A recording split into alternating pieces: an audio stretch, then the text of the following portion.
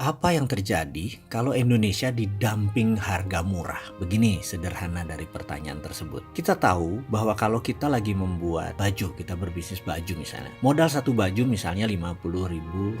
Lalu kita buat 1000 unit atau 1000 baju. Nanti kita jual Rp200.000 per baju. Maka dengan terjual 250 baju, kita sudah balik modal. Alias, kalau di gudang di akhir tahun ada sisa 100 baju, maka dijual Rp0 atau dibuang itu jauh lebih untung daripada gudang kita penuh dan biaya gudang jadi naik. Jadi 100 baju tadi, apa yang terjadi kalau kita jual 50.000? Ada yang ngambil nggak? Banyak yang ngambil. Praktek itu di sisi perusahaan namanya cuci gudang. Tapi kalau antar negara Cina ke Indonesia namanya dumping. Harga didam, barang didam. Inilah yang akan dilakukan Cina, negara produsen, di akhir tahun ini hingga 1 tahun ke depan. Siapa yang panen? Jangan ada yang pikir karena murah tersebut kita jadi dagang dan negara kita panen. Itu bahaya. Itu bahaya buat perindustrian nasional. Mendadak harga pasaran impor murah. Pabrik kita di Indonesia bisa mati. Kita harus buat dumping strategi sekarang. Ini sekali lagi kalau Kementerian Perdagangannya nggak berdagang seperti sekarang. Kalau berdagang seperti sekarang ya keblek. Bener loh. Saya agak shock dengan kebijakan Kemendak yang didiamkan beberapa lama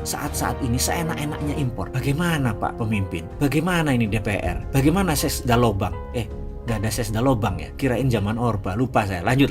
Kebangkrutan KS, industri besi, karena dibukanya keran impor oleh Kementerian Perdagangan. Setengah matinya industri semen di Indonesia yang produksinya berlebihan, namun tetap dibuka keran impor adalah perilaku Kementerian Perdagangan. Saya kok merasa janggal. Ada apa sih ini semua?